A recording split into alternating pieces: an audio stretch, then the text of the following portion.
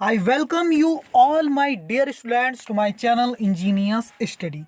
पिछला जो लेक्चर मैंने बनाया था स्टूडेंट प्रेजेंट सब्जेक्टिव मूड पर बनाया था, प्रेजेंट सब्जेक्टिव मूड। आज का जो लेक्चर है ये पास्ट सब्जेक्टिव मूड पर है। अब देखो पास्ट सब्जेक्टिव मूड पर डायरेक्ट आने से पहले हम प्रेजेंट सब्जेक्टिव मूड से ही पास्ट में कैसे जाया जाए वो हम सीखने वाले स्टूडेंट। यही स्लाइड मैंने आपको दिखाई थी पिछले, इसमें भी थोड़ा सा चेंज है, बस देखो क्या है। एक सेंटेंस लिखा हुआ है, मेरी माँ चाहती है कि मैं मोटा हो जाऊं। ठीक है, तो हमने इसको तीन तरीके से देखा था। My mother wants that I be fat, या my mother wants that I should be fat, या my mother wants me to be fat. तीन तरीके से देखा था। अब इस सेंटेंस में हो क्या रहा है स्टूडेंट, मेरी माँ चाहती है मतलब प्रेजेंट में चाहती है ना, सही है, वो ये चाहती है कि मैं क्या हो जाऊं, मोटा हो जाऊं। ठीक है ना। अब यहां देखो क्या, इस सेंटेंस की सिचुएशन को समझो। यहां मेरी माँ को ये पता है कि मैं मोटा हो सकता हूं, है ना। ये प्रेजेंट की इच्छा है, वांटिंग है, जो कि पॉसिबल है स्टूडेंट। जहां पर उम्मीद लगाई जा रही है ऐसा हो सकता है, ना कि प्रेजेंट की कल्पना। ये प्रेजेंट की इमेजिनेशन नहीं है, समझ में आया। अगर मैं ऐसा बोलूं कि मैं चाहता हूं कि मैं पक्षी बन जाऊं, है ना, मैं चाहता हूं कि मैं एक पक्षी होता, है ना, तो ऐसा कुछ नहीं है। अगर इमेजिनेशन होती तो काश ऐसा एक वर्ड यूज करते, काश, है ना, मेरी माँ चाहती कि काश मैं मोटा होता, तो वो एक अलग केस हो जाता है ना। तो यहाँ ऐसी चीज की कल्पना की जा रही है, ऐसी चीज की चाहत की जा रही है, एक्चुअली कल्पना नहीं बोलना चाहिए, है ना। ऐसी चीज की चाहत की जा रही जो पॉसिबल है ना। मेरी माँ को पता है अगर मैं जिम जाऊंगा तो मैं मोटा मोटा हो जाऊंगा, इसलिए वो ऐसा सेंटेंस बोल रही है। ठीक है, लेकिन अब सिचुएशन चेंज हो गई स्टूडेंट। अब सिचुएशन क्या हो गई कि मैंने जिम जाना स्टार्ट कर दिया लेकिन मैं मोटा ही नहीं हो रहा था, है ना, मैं मोटा नहीं हो पा रहा था। इसलिए मैंने डॉक्टर के पास गया, मैंने कुछ देखा कि मेरे बॉडी में क्या कमी है करके। तो मेरे डॉक्टर ने बताया कि इसे एक टाइप की बीमारी है, कि मुझे एक टाइप की क्या है, बीमारी है, मैं जिंदगी में कभी भी मोटा नहीं हो सकता। अब ये फैक्ट है, बीमारी है, मोटा तो हो नहीं सकता। अब मेरी माँ चाहेगी कि मैं मोटा हो जाऊं, तो वो चाहत एक कल्पना मात्र है, सही बात है। मेरी माँ की वो चाहत क्या होगी, एक कल्पना होगी। मेरा मोटा होना एक सपना मात्र है, एक इमेजिनेशन मात्र हो गया, सही है। अब ये झूठी कल्पना हो जाएगी, बस देखो समझो। अब यही सेंटेंस यहाँ पर लिखा हुआ है, देखो, मेरी माँ चाहती है कि मैं मोटा हो जाऊं। अब इस सेंटेंस में देखिए सिचुएशन चेंज हो गई। अब माँ को मेरे मोटे होने की कोई उम्मीद नहीं है, वो केवल कल्पना मतलब इमेजिन कर रही है कि काश ऐसा हो जाए। तब इसी सेंटेंस को ऐसा लिखना पड़ेगा स्टूडेंट, माय मदर वांट नहीं लिखेंगे इस बार। समझ में आया आप लोग को। देखो पहले हम क्या लिख रहे थे, my mother wants that I be fat, लिखा था हमने ऐसा। देखो my mother wants that I be fat. अब वैसा नहीं लिखेंगे, वांट के बजाय हम विश लिख देंगे। क्या लिख देंगे, विशेस। माय मदर विशेस, मेरी काश, मेरी माँ एक कल्पना कर रही है, सोच रही है ना, इमेजिन कर रही है, माय मदर विशेस। अब दैट को हटा देंगे और एक कॉमा लगा देंगे, है ना, कॉमा, आई वर फैट लगा देंगे। आई बी फैट को हमने आई वर फैट कर दिया स्टूडेंट। ये बी क्या था स्टूडेंट, बी तो वर्ब की बेस फॉर्म थी, और ये क्या बताती थी, ये बताती थी सब्जेक्ट का मूड, सही, उसकी ओपिनियन, उसके सजेशन, वो क्या चाहता है, समझ में आ गया, उसकी डिजायर, उसकी इच्छाओं को बताया जाता था। वो प्रेजेंट की इच्छा हो सकती, पास्ट की इच्छा हो सकती, लेकिन उसमें कोई ऐसा नहीं कि उसमें उम्मीद कम है या ज़्यादा है। लेकिन इस केस में देखो क्या है, इस केस में पता है माँ को कि मैं मोटा नहीं हो सकता, तो ये इच्छा नहीं है, ये कल्पना मात्र रहेगी।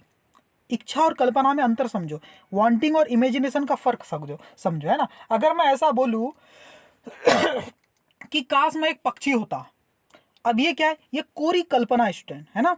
इसको मैं वांटिंग नहीं बोलूंगा, ये मेरी चाहत नहीं है, ये मेरी कल्पना मात्र है, ऐसा पॉसिबल ही नहीं है, सही बात है।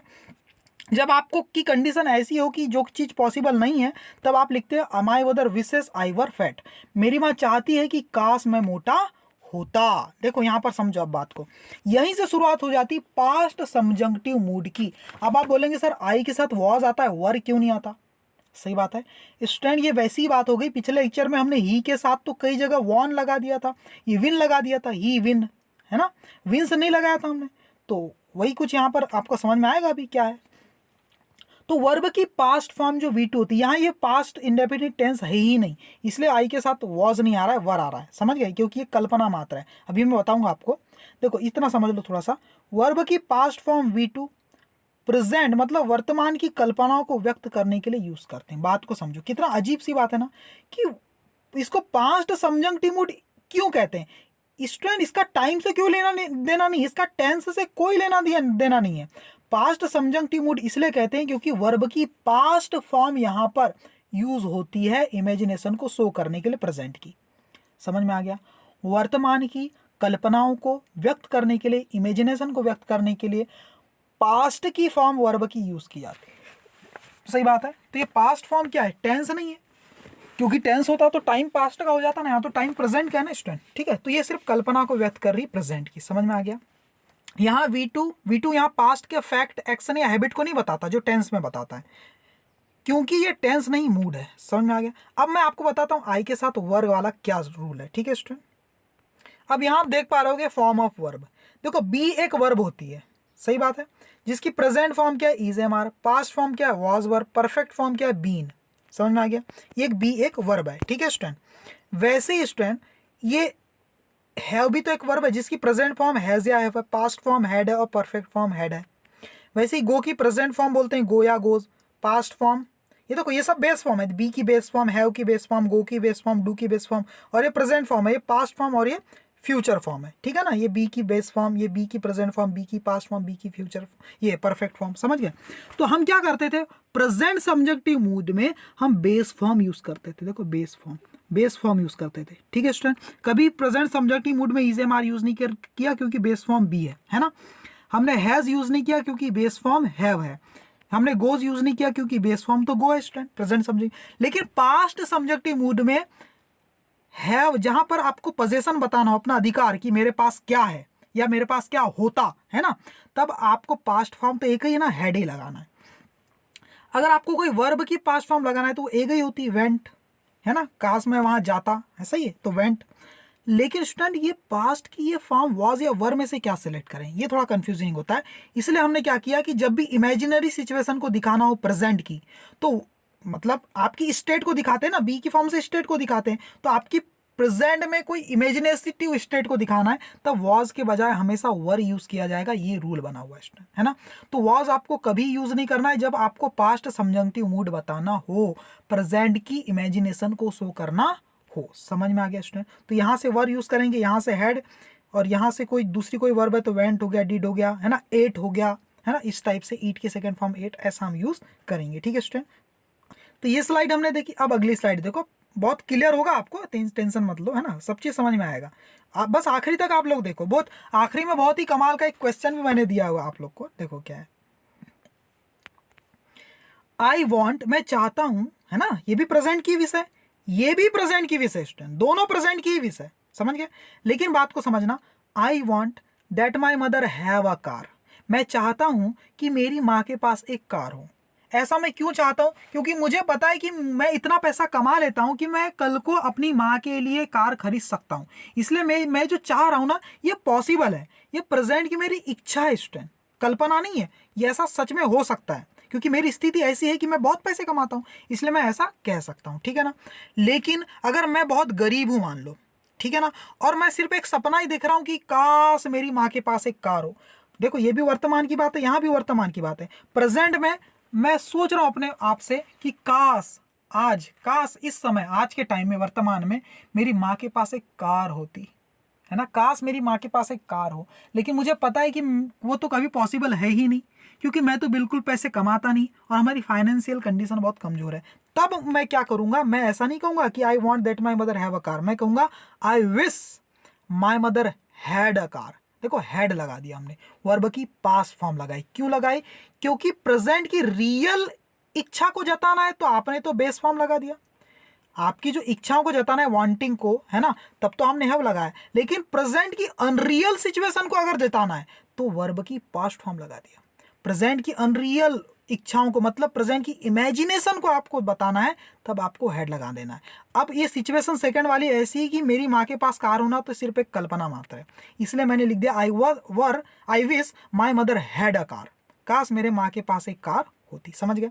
अब अगला सेंटेंस देखो, अभी और क्लियर होगा, अभी क्लियर होता चला जाएगा आप लोग को। देखो यहां क्या लिखा हुआ है, देखो sentence, I want that I be a bird, मैं चाहता हूं कि मैं एक पक्षी होता, मतलब वर्तमान की मेरी ये इच्छा है, मैं ये चाहत रखता हूं कि मैं पक्षी होता आज के टाइम में, है ना। तो स्टूडेंट ये कैसी इच्छा है? ये मेरी इच्छा है कि मेरी कल्पना है, रियल इच्छा है कि बस कल्पना है मात्र? मुझे बताओ, क्या आप कभी मैं पक्षी हो सकता हूं क्या?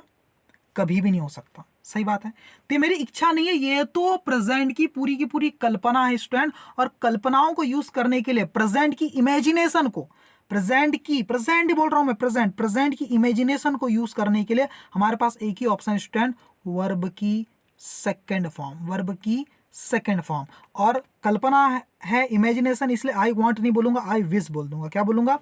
आई विश दैट के बजाय कॉमा लगा दूंगा। I wish that I be a bird, नहीं आई वर अ बर्ड, क्योंकि बी की पास्ट फॉर्म ही तो होती है वॉज या वर, और वॉज या वर में से हम क्या चुनते हैं? वर को चुनते हैं, वॉज को कभी नहीं चुनते इमेजिनेशन को दिखाने के लिए। यहां पर आई हो, ही हो, सी हो, इट हो, कोई भी सब्जेक्ट हो, हमेशा आपको अगर स्टेट को बताना है तो बी की फास्ट फॉर्म के रूप में वर को ही चुनना है, वॉज को नहीं चुनना है। सही बात है। मैं अगर सोचूं कि काश मैं एक लायन होता, तो मुझे बोलना पड़ेगा I wish I were a lion, है ना।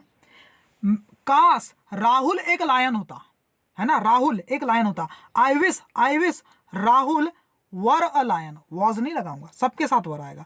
तो यहां पर दोनों सेंटेंस में कौन सा सही है? दोनों सेंटेंस में स्टूडेंट ये कभी पॉसिबल है ही नहीं, ये तो कभी पॉसिबल हो ही नहीं सकता, इसलिए इसको मैं ऐसे नहीं लिख सकता। तो पहला सेंटेंस हमेशा गलत है, ये पहला सेंटेंस गलत होगा, दूसरा सेंटेंस सही है। क्यों? क्योंकि ये प्रेजेंट की इमेजिनेशन है, ये प्रेजेंट की सच्चाई या कभी भी ये सच्चाई बनी ही नहीं सकती ना स्टूडेंट। समझ गए? तो पहला सेंटेंस गलत है, दूसरा सही है। लेकिन ऊपर वाले केस में आपने देखा दोनों ही सेंटेंस सही थे। बात को समझे? ऊपर वाले इस सेंटेंस में देखो, इसको ऐसा भी लिख लिया, मैंने ऐसा भी लिख लिया। क्यों? क्योंकि कोरी इमेजिनेशन नहीं है। सही बात है, ये एक सच भी हो सकता है, और यहां अगर इमेजिनेशन के रूप में दिखाना है तो ऐसा दिखा दिया। लेकिन नीचे के दो सेंटेंस में आपको पता है स्टूडेंट, ये तो पॉसिबल है ही नहीं, क्योंकि ये इमेजिनेशन है प्रेजेंट की, कोरी इमेजिनेशन, इसलिए सेकेंड तरीके से ही आपको बनाना है। ठीक है, आगे देखो, अब कुछ एक्सरसाइज आप लोग के लिए। देखो ये पहला सेंटेंस में क्या गलती आपको पकड़ना है। आई विश का मतलब क्या है? विश शब्द आने से ये पता चल जाता है कि आप इमेजिनेशन कर रहे हैं, कुछ आप इमेजिन कर रहे हैं, ऐसा कुछ इमेजिन कर रहे हैं जो पॉसिबल नहीं है स्टूडेंट, या जिसके पॉसिबल होने की बहुत ही कम संभावना है, बिल्कुल इम्पॉसिबल टाइप का ही है। तो यहां पर देखो, आई विश, काश आई हैव विंग्स, मेरे पंख होते, काश मेरे पंख होते। तो प्रेजेंट में वो इच्छा कर रहा है स्टूडेंट, प्रेजेंट में वो इच्छा कर रहा है, आई विश लिखा है ना, हाँ, और पास्ट का कोई टाइम भी तो नहीं लिखा है, मतलब वो प्रेजेंट की अपनी इच्छा जता रहा है। लेकिन प्रेजेंट की ऐसी इच्छा दिख जता रहा है जो कोरी की कोरी क्या है? एक इमेजिनेशन है। क्या है स्टूडेंट? इमेजिनेशन, प्रेजेंट की इमेजिनेशन को दिखाया जा रहा है यहाँ पर। और उसके लिए आपको हमेशा वर्ब की कौन सी फॉर्म यूज करना है? Past form. तो हैव की पास्ट फॉर्म आपको यूज करनी है। हैव की पास्ट फॉर्म क्या होती है? हैड होती है स्टूडेंट। क्या होती है? हैड। तो सही सेंटेंस क्या हो जाएगा? I wish I had wings. तो हैव को काट के आपको क्या करना पड़ेगा स्टूडेंट? हैड लिखना पड़ेगा, HAD। क्लियर हो गया पहला सेंटेंस। अब दूसरे सेंटेंस में आई विश, काश, आई विश का मतलब है काश, आई एम अ बर्ड, यानी कहने वाला क्या चाह रहा है? एम लगाया है उसने, इसका मतलब वो चाह रहा है कि वो प्रेजेंट की इच्छा शो करने की कोशिश कर रहा है। सही बात है, इसलिए तो उसने एम लगा दिया। I wish I am a bird, काश मैं एक पक्षी होता आज के टाइम में। लेकिन स्टूडेंट प्रेजेंट की इमेजिनेशन आपको दिखाना है तो पास्ट की फॉर्म लगानी पड़ती है, इसलिए एम नहीं आएगा। क्या आएगा? पास्ट फॉर्म बी की आपको लगानी पड़ेगी, जो क्या होती है? वॉज या वर। लेकिन हमेशा किसको चूज करते हैं? वर को, है ना। तो ये सेकेंड सेंटेंस क्या हो जाएगा? I wish I were a bird. ठीक है ना। तीसरा सेंटेंस देखो, I wish I have 4 legs।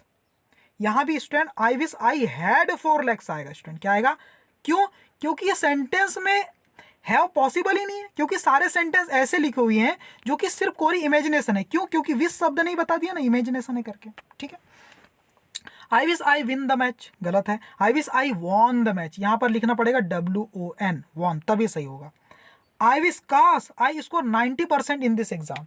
मुझे पता है कि अभी मैंने साल भर पढ़ाई नहीं की है, 1 महीने बाद एग्जाम है, कितनी भी पढ़ाई करूँ 90% मैं नहीं बना सकता, तब मैं ऐसा कहता हूँ I wish I score 90% in the exam. तो यहाँ स्कोर नहीं आएगा, यहाँ पर आपको स्कोर्ड लिखना पड़ेगा।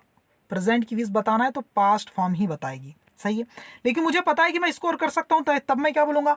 I want that I score 90% in this exam. I want that I score 90%, जब पता है कि मैं कर लूंगा। लेकिन कोरी कल्पना है तो आई विश लगा कर लिखना है। ठीक है, आगे देखो। I wish my brother top this exam. मुझे पता है कि मेरा एग्जाम टॉप मेरा भाई कर ही नहीं सकता, लेकिन तब भी इमेजिनेशन कर रहा हूँ, कल्पना, कोरी कल्पना कर रहा हूँ। देखो विश शब्द से ही पता चलेगा कल्पना कर रहा हूँ, और प्रेजेंट की कल्पना कर रहा हूँ, क्योंकि पास्ट का कोई टाइम तो लिखा नहीं है, इसलिए टॉप नहीं आएगा, टॉप्ड आएगा। क्या आएगा? TOPPED, स्टॉप्ड, वर्ब की सेकेंड फॉर्म। समझ में आ गया आपको, पास्ट फॉर्म। अब यहाँ देखो दो शब्द लिखे हुए हैं।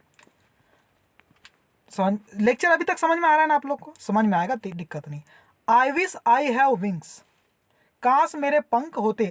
I wish I had wings, कौन सा सही है स्टूडेंट? पंख होना कभी भी वर्तमान की सच्चाई नहीं हो सकती, ये वर्तमान की एक कल्पना मात्र हो सकती है, और वर्तमान की कल्पना के लिए हम वर्ब की सेकंड फॉर्म यूज करते हैं, इसलिए I wish I had wings सही है। तो सेकंड सेंटेंस आपका बिल्कुल सही है, पहला गलत है। तो आई विश के बजाय, आई विश का मतलब है काश, आई विश का मतलब क्या है यहाँ पर? काश। तो आई विश के बदले आप वुड दैट भी बोल सकते हैं। वुड दैट मतलब काश, है ना। I wish I were a bird, काश मैं एक पक्षी होता, इसको ऐसा ही बोल सकते हैं, would that I were a bird, काश मैं एक पक्षी होता। या फिर ओ that I were a bird, काश मैं एक पक्षी होता। या फिर if only I were a bird, I were a bird, काश मैं एक पक्षी होता। तो आई विश के बजाय आप वुड दैट लगाओ, ओ दैट लगाओ, इफ ओनली लगाओ, सबका मतलब होता है काश। समझ में आ गया? तो इन सबका एक ही सेंटेंस का मतलब हो जाएगा काश मैं एक पक्षी होता, मतलब वर्तमान में होता, आज की डेट में। सही बात है ना। पहले नहीं बोल रहा है उस समय मैं रहा होता, कल मैं पक्षी होता, ऐसा कुछ थोड़ी बोल रहा है, आज की बात कर रहा है, प्रेजेंट की इमेजिनेशन। आगे देखो, अब इमेजिनेशन को शो करने के लिए और कुछ वर्ड्स होते हैं स्टूडेंट, समझ में आ गया? जैसे कि इट इज टाइम। देखो लेक्चर बड़ा हो रहा है, कोई बात नहीं, लेकिन एक ही लेक्चर में सारी चीजें मैं खत्म कर देना चाहता हूं, ताकि बार बार आपको पढ़ना ना पड़े। अगले लेक्चर में सीधे क्वेश्चन प्रैक्टिस करेंगे हम लोग, ठीक है। It is time, it is high time, it is opportunity, it is about time, इस सब का मतलब होता है ऑलरेडी लेट। कब होता है इसका मतलब ऑलरेडी लेट? जब इसके बाद कोई सब्जेक्ट हो और उसके बाद हमेशा वर्ब की सेकेंड फॉर्म ही आती है। बात को समझो, इसका एक और मीनिंग भी तो होता है। It is time to disco, ये ना, it is time to eat, ये खाने का समय। It is time to sing, ये गाने का समय। It is time to go, ये जाने का समय, ऐसा भी तो बोल सकते हो। It is high time to go, ये एकदम सही समय है जाने का। तो इस सब का मतलब ये भी होता है एप्रोप्रिएट टाइम। देखो इसका जो ऊपर ऊपर का मीनिंग ये भी होता है, लेकिन ये एप्रोप्रिएट टाइम, उचित समय, ये भी मतलब होता है इन सब का। लेकिन कब? जब इट इज टाइम के बाद आपको कोई प्रीपोजिशन दिया हो, टू हो गया, टू के साथ प्ले, टू प्ले मतलब इन्फिनिटिव दिया हुआ है, टू प्लस वर्ब की फर्स्ट फॉर्म, या फिर फॉर लगा के आपको कुछ दूसरी चीज दी हुई हो। देखो टू प्लस V1 इन्फिनिटिव लगा है या फिर प्रीपोजिशन लगा हुआ है, सब्जेक्ट तो दिया ही नहीं है। अगर सब्जेक्ट देगा तब इसका मतलब जैसा दिख रहा है वैसा नहीं होगा, है ना। अगर इसके बाद अगर सब्जेक्ट दे दिया, देखो इट इज टाइम, फिर सब्जेक्ट दे दिया और वर्ब की सेकेंड फॉर्म, तो इसका मतलब ये नहीं होगा कि ये सही समय है नाचने का या सही समय गाने का, नहीं। इसका मतलब होगा ऑलरेडी लेट, बहुत देर हो चुकी है। जैसे कि अब बात हाथ से निकल चुकी है, ये एक क्लू है प्रेजेंट की इमेजिनरी थिंकिंग का। बात को समझना है ना। जैसे ही देखो it is high time you, देखो इट इज हाई टाइम, उसके बाद सब्जेक्ट दे दिया, फिर वर्ब की सेकंड फॉर्म, ठीक है, और ये ऑब्जेक्ट दिया है ना। It is high time you won this match, इसका मतलब क्या है? It is high time you won this match. It is high time का मतलब क्या है? देखो इज लगा हुआ है ना, तो ये प्रेजेंट की बात कर रहा है। इट इज हाई टाइम मतलब काफी हम लेट हो चुके हैं।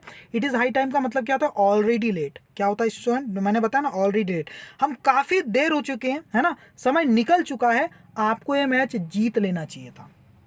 It is high time you won this match, बहुत समय निकल गया, जब तक जीतना था वो समय निकल गया, अब मेहनत करने से भी आप जीत नहीं पाओगे, ये सेंस आपको बताना है। अब खाली इमेजिनेशन, आपका जीतना क्या है? अब तो खाली इमेजिनेशन बन गया आपका जीतना प्रेजेंट की, अब आप जीत नहीं सकते। तब आप क्या बोलेंगे? समय निकल चुका है, आपको ये मैच जीत लेना चाहिए था, बहुत समय हो गया, अब तक तो आपको ये मैच जीत जाना चाहिए था, अब जीतने की कोई संभावना नहीं है, लेकिन उल्टा इमेजिनेशन कर रहा हूँ, जीत जाना चाहिए था वर्तमान में। सही है, हाँ ओके। अब देखो it is high time you should have von this match, इसको ऐसा भी बोल सकते हो, इसी सेंटेंस को ऐसा ही बोल सकते हो। It is high time you should have von this match, समय निकल चुका है, आपको ये मैच जीत लेना चाहिए था, दोनों तरीके, है ना। It is high time you won this match या it is high time you should won this match, ठीक है ना। जैसे कि देखो एक सिचुएशन बताता हूँ आपको, है ना, सिचुएशन बताता हूँ। जैसे कि मुझे प्रिंसिपल मैडम ने बोला है कि जनवरी की 15 तारीख तक आपको सारा सिलेबस खत्म कर देना इंग्लिश का, ठीक है, जनवरी की 15 तारीख तक। अब समय तो काफ़ी हो गया, 15 तारीख तक पूरा सिलेबस करना है, और मैडम एक बार चेक करने आई क्लास में सिलेबस कितना हुआ है, और आज जनवरी की 11 तारीख है, 15 तारीख को सिलेबस कंप्लीट करना है, ठीक है ना। तो मैडम मुझसे क्या बोलेगी? और मेरा सिलेबस खत्म नहीं हुआ है, बहुत सारा सिलेबस अभी करने का है। तो मैडम मुझसे बोलेगी, आयुष सर, मेरा नाम आयुष है ना, आयुष सर आपको अब तक ये सिलेबस खत्म कर लेना चाहिए था, मतलब समय निकल चुका है, आपको ये सिलेबस खत्म कर लेना चाहिए था। सही बात है। इस सेंस में मेरी मैडम क्या बोलेगी मुझे? इट इज हाई टाइम, है है ना, it is high time you finished your syllabus, it is high time you finished this syllabus, ऐसा कुछ मेरी मैडम मुझे बोलेगी, या ऐसा ही बोल सकती, it is high time you should have finished your syllabus या कंप्लीटेड योर सिलेबस। बात को समझना और बताता हूँ मैं आपको। देखो यही सेंटेंस आ गया यहाँ पर। देखो इस टाइप को यूज कैसे करना इस सिचुएशन को। देखो अब तक तो तुम्हें सारा सिलेबस खत्म कर लेना चाहिए था, इसका मतलब क्या, अब तक तो तुम्हें का मतलब क्या है कि समय निकल चुका है ना, समय निकल चुका है, ऑलरेडी आप लेट हो चुके हो, है ना, आपको अब तक तो सारा सिलेबस खत्म कर लेना चाहिए था। तो क्या बोला जाएगा, it is high time you completed the whole syllabus, it is high time you completed the whole syllabus, समय निकल चुका है, बहुत समय हो गया है, अब तक तो सिलेबस खत्म कर लेना चाहिए था। अब खत्म हो सकता है क्या, नहीं, समय तो निकल गया, अब होगा भी तो लेट होगा, सही बात है, इसलिए ऐसा यहां पर कहा गया। It is high time you should have completed the whole syllabus, इसको ऐसा भी आप बोल सकते हो ना, और लगा के लिखा है ना, दोनों तरीके से आप इसको बोल सकते हो। यहां पर देखो आगे, यहां भी कहीं ना कहीं प्रेजेंट की इमेजिनेशन ही तो है ना, हमको पता है कि वर्तमान में वो मैच जीत तो नहीं सकता, लेकिन कर रहे इमेजिनेशन, अब तक तो आपको मैच जीत जाना चाहिए था, अब जीत सकता है कि नहीं जीत सकता, लेकिन हम भी बोल रहे हैं जीत जाना चाहिए था, है ना, जीत लेना था, है ना। It is high time you won this match, क्या मतलब इसका, देखो अब तक तो आपको ये मैच जीत जाना चाहिए था, इसको क्या बोलेंगे, समय निकल चुका है ना, इट इज हाई टाइम, बहुत समय हो गया, यू वॉन दिस मैच, तुम्हें अब तक ये मैच जीत जाना चाहिए था, सही बात है, समय बहुत निकल गया, जीतना होता तो अब तक ये मैच तुम जीत लेते।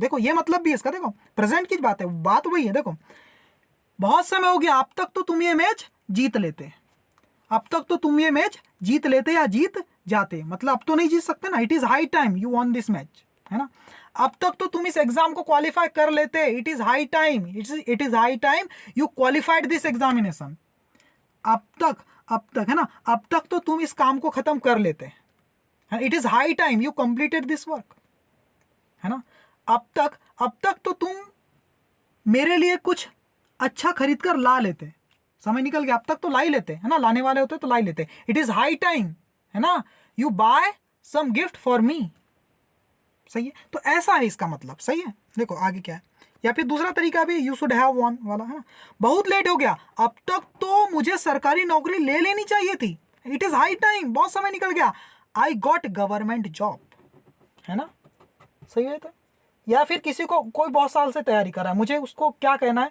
अरे समय निकल गया, उम्र जा चलेगी, अब तुम्हारी एग्जाम क्वालिफाई अभी तक करने वाले होते तो कर लेते, ऐसा मुझे कहना है, मान लो, है ना, तो मैं क्या बोलूँगा, अरे अभी तक एग्जाम क्वालिफाई करना होता तो कर लेते, है ना, अब तक तो तुम एग्जाम क्वालिफाई कर लेते, है ना, it is high time you qualified the examination, ऐसा मैं बोलूँगा। मेरे ख्याल से क्लियर हो गया होगा आपको।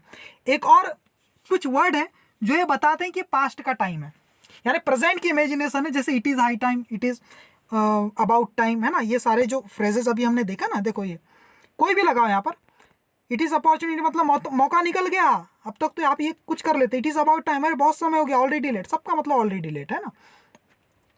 वैसे ही एक और तरीका है स्टूडेंट, वुड रेदर और वुड सूनर, ये भी कुछ वर्ड है, वुड रेदर और वुड सूनर, जो ये बताते हैं कि आप प्रेजेंट की कुछ ना कुछ इमेजिनेशन कर रहे हो, प्रेजेंट की उल्टी इमेजिनेशन कर रहे हो, लेकिन कब बताते हैं, जब इसके बाद भी क्या आना चाहिए, सब्जेक्ट आना चाहिए, है ना।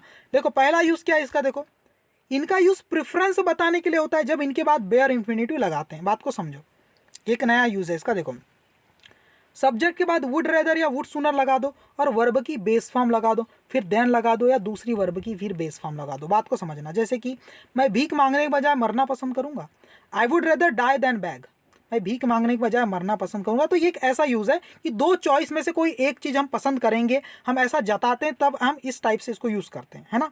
मैं मूवी देखने के बजाय सोना पसंद करूंगा, है ना, आई वुड सूनर या आई वुड रेदर, जो भी लगाओ, I would rather sleep, I would rather sleep than watching movies, समझ में आ गया, देन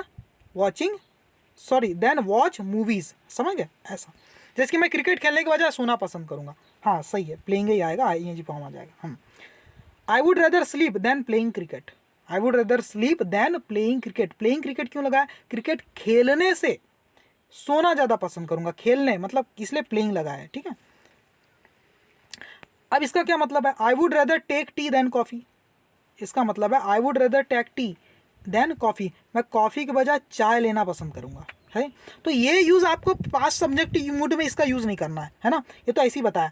आगे इसके बाद अगर सब्जेक्ट लिखा हो, ये कंडीशन हो, देखो सेकंड यूज समझो इसका। वुड रेदर और वुड सूनर के बाद, देखो वुड रेदर सब्जेक्ट के बाद वुड रेदर या वुड सूनर के बाद आपको फिर दूसरा एक सब्जेक्ट दिया हो और उसके बाद हमेशा वर्ब की पास्ट फॉर्म आपको लगानी, जैसे कि it is time, it is about time, it is high time के बाद हमने क्या देखा, सब्जेक्ट था, उसके बाद वर्ब की पास्ट फॉर्म थी। अगर ऐसा ही इसके साथ है तब भी ये क्या करेगा, ये कुछ ना कुछ प्रेजेंट की उल्टी इमेजिनेशन को बताएगा। ठीक है स्टूडेंट, सही है। तो वही हम यहाँ पर देख लेते हैं एक बार क्या दिया हुआ है देखो। हाँ, तो इसका मतलब क्या होता है, जब सब्जेक्ट चाहता है कि कोई कुछ करे, है ना, कोई और कुछ करे। जैसे मैं चाहता हूं कि तुम ये मैच जीतो, तो मैं क्या बोल सकता हूं, तीन तरीके हैं। I want that you win this match, I want that you win this match. तो विन क्या लगा दिया, यानी प्रेजेंट फॉर्म लगा दिया। इससे हमें स्पीकर अपना ओपिनियन बता रहे, जो आई है वो अपना ओपिनियन दे रहा है, बस ये इसका मतलब है ना।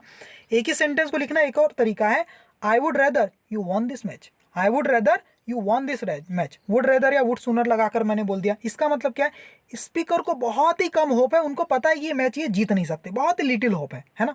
लेकिन इसको ऐसा ही बोल सकते हैं, I wish you won this match, I wish you won this match. इसका मतलब होता है स्पीकर की कोर इमेजिनेशन, स्पीकर को पता है, आई को पता है कि वो मैच किसी भी हालत में नहीं जीत सकता, बस वो कल्पना कर रहा है, इसलिए बोलेगा I wish you won this match, काश तुम ये मैच जीत जाओ आज की डेट में ना। इसका मतलब क्या है, काश तुम ये मैच जीत जाते, मतलब इसका भी मतलब वही है, लेकिन थोड़ी सी उम्मीद है जीत सकता है वाली। और यहाँ पर मैं उम्मीद नहीं लगा रहा हूँ, मैं सिर्फ चाहता हूँ कि मैं चाहता हूँ कि तुम ये मैच जीत जाओ, I want that you win this match. सही बात है इसमें। देखो जगह और वो चाहत सिर्फ कोरी इमेजिनेशन, तो इसको इस तरीके से बोलेंगे, और इसको हिंदी में भी थोड़ा अलग बोल सकते हैं, काश तुम ये मैच जीत जाते, काश तुम ये मैच जीत लो, है ना, ये मतलब हो जाता है, काश लगा देते हैं। समझ में आ गया। अब एक और वर्ड है एज इफ और एज दो, जो कहीं ना कहीं पास्ट समझंगटी मूड, कहीं ना कहीं प्रेजेंट की अनरियल इमेजिनेशन को के बारे में थोड़ा सा कुछ बताता है। देखो सीम्स टू बी, इसका मतलब होता है मानो की, एज इफ मानो की, एज दो इसका मतलब होता है मानो की। अभी आएगा समझ में, देखो it can show unreal imagination of present. आज जो कुछ भी पढ़ रहे हैं हम, सारा का सारा क्या पढ़ रहे हैं, प्रेजेंट की अनरियल इमेजिनेशन।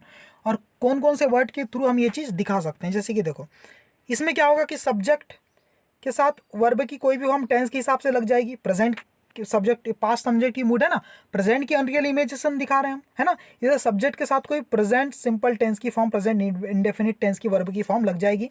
उसके बाद एज इफ या एज दो लगेगा, उसके बाद सब्जेक्ट और V2 ये आना जरूरी है, तभी ये क्या करेंगे, इमेजिनेशन को दिखा पाएंगे प्रेजेंट की। देखो सी सोज हर सेल्फ, सोज मतलब दिखाती है, वो अपने आप को ऐसा दिखाती है, एज इफ मानो सी इज वॉज वर फेरी, जैसे कि वो कोई परी हो, मतलब वर्तमान की बात है ना, वो अपने आप को ऐसे दिखाती है जैसे कि वो कोई परी हो। सही बात है, तो वो परी है क्या, नहीं है ना। अगर परी होती तो सी इज फेरी हो जाता। अब वॉज या वर में से आपको चुनना है, तो क्या लगाते हैं हमेशा, देखो यहाँ पर वर्ब की सेकंड फॉर्म, वर्ब की सेकंड फॉर्म मतलब वाज भी लगा सकते हैं या वर्ब भी, लेकिन अब ये कोई टेंस तो नहीं है, ये मूड है ना, मूड बता रहे हैं हम, है ना, उसका, कि जैसे कि वो हो। सही बात है, कल्पना कर रहे हैं कोरी, इसलिए वॉज नहीं लगाएंगे, क्या लगाएंगे, वर लगाएंगे, है ना। वॉज का कोई काम ही नहीं, वर ही लगाना है। जैसे कि देखो सी बिहेव्स एज दो, वह ऐसे व्यवहार करती मानो, एज दो मतलब मानो, जैसे कि ही blank space the treasure of gold, जैसे उसके पास सोने का खजाना हो, है ना, गोल्ड का खजाना हो। तो यहाँ पर स्टूडेंट सच बात तो नहीं, इसलिए आप हेड लगाएंगे, प्रेजेंट की इमेजिनेशन को शो किया जा रहा है ना। वो ऐसे व्यवहार करती है, देखो बिहेव्स मतलब प्रेजेंट फॉर्म है ना, तो वर्तमान में वो ऐसे व्यवहार करती जैसे कि उसके पास आज की डेट में, है ना, आज की डेट में क्या हो, वर्तमान में सोने का खजाना हो, इसलिए यहाँ पर हेड लगाना है आप लोग को। ठीक है, और देखो सी स्पीक्स एज इफ, वो ऐसे बात करता है जैसे कि ही प्लेज या प्ले क्या आएगा, प्ले नेशनल लेवल मैचेस, जैसे कि वो नेशनल लेवल के मैच खेलता हो। तो देखो स्टूडेंट, अगर हम मान लो एक कोरी कल्पना है, तब हम क्या लगाएंगे, प्लेड। सही है, अगर आपने बोला he speaks as if he played the national level matches, वो ऐसे बात करता है जैसे कि नेशनल लेवल का मैच खेलता हो, हमें पता है कि वो नहीं खेलता, तब हम लगाएंगे प्लेड।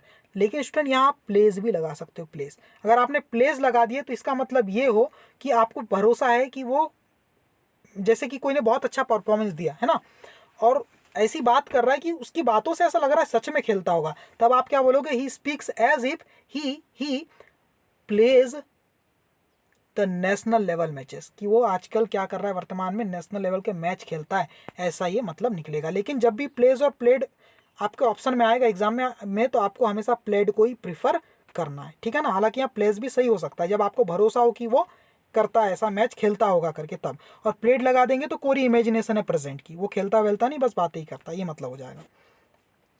अब आखिरी में देखो एक बहुत ही प्यारा सा सवाल है स्टूडेंट, है ना, आगे फिर स्लाइड खत्म है। बहुत ही प्यारा सा सवाल है, इसका मीनिंग, इसका आंसर कौन दे सकता है। देखो, आई विश ने बता दिया कि कल्पना की जा रही है। आई विश, आई न्यू, काश मुझे पता होता। न्यू क्या है, वर्ब की सेकंड फॉर्म है। हमने देखा सर आई विश के बाद सब्जेक्ट के बाद वर्ब की सेकंड फॉर्म क्या बताती है सर, वर्ब की सेकंड फॉर्म बताती है प्रेजेंट की इमेजिनेशन। क्या बताती है, वर्तमान की, पास्ट की नहीं स्टैंड, है ना, प्रेजेंट की इमेजिनेशन को बताती है, इसलिए वर्ब की पास्ट फॉर्म लगी हुई है। आई विश आई न्यू, काश मुझे पता होता, मतलब आज मैं कहीं जा रहा हूँ गाड़ी से और मेरी गाड़ी अचानक बंद हो गई और मैं भगवान को याद कर रहा हूँ, मैंने काफ़ी मेहनत की, मैं कोशिश कर रहा हूँ गाड़ी को सुधारने की, मैं भगवान को बोल रहा हूँ काश काश, है ना, हे भगवान काश मुझे पता होता, अभी अभी काश मुझे पता होता कि मेरे गाड़ी में क्या प्रॉब्लम है, मेरी गाड़ी में क्या प्रॉब्लम है, what wrong with my car. तो अब मुझे यहाँ पर इज लगाना है, वॉज लगाना है, बी लगाना है, वर, मुझे बताओ आप। स्टैंड यहाँ पर वेंट लगा, नेव लगा लुआ है ना, वर्ब की सेकंड फॉर्म, और यहाँ आई विश है, इमेजिनेशन की जा रही, आई विश मतलब प्रेजेंट की इमेजिनेशन की जा रही है ना, तभी तो वर्ब की सेकंड फॉर्म लगाते हैं प्रेजेंट की इमेजिनेशन के लिए। तो यहाँ पर क्या आएगा स्टैंड, प्रेजेंट की इमेजिनेशन है, तो what is wrong with my car, काश मुझे पता होता कि मेरे कार में क्या प्रॉब्लम है, थी नहीं है, इसलिए आपको इज लगाना है। क्या लगाना है, इज, है ना। आई विश, काश मुझे पता होता, आज अभी अभी मैं बोल रहा हूँ वर्तमान में, काश मुझे पता हो जाता यार, पता चल जाता किसी भी तरह कि मेरे गाड़ी में क्या प्रॉब्लम है, इसलिए आपको इज लगाना स्टैंड। पास्ट की इमेजिनेशन दिखाना है तो उसका एक अलग चीज़ है, पास्ट में कोई काम खत्म हो गया उसको उल्टा इमेजिनेशन कर रहे हैं, उसके लिए आपका परफेक्ट समझने मूड में लेकर के आऊँगा अगले वीडियो लेक्चर में। अगर वीडियो लेक्चर पसंद आया होगा तो प्लीज़ मेरे इस चैनल को सब्सक्राइब, वीडियो को लाइक जरूर कर देना। Thank you very much my dear students.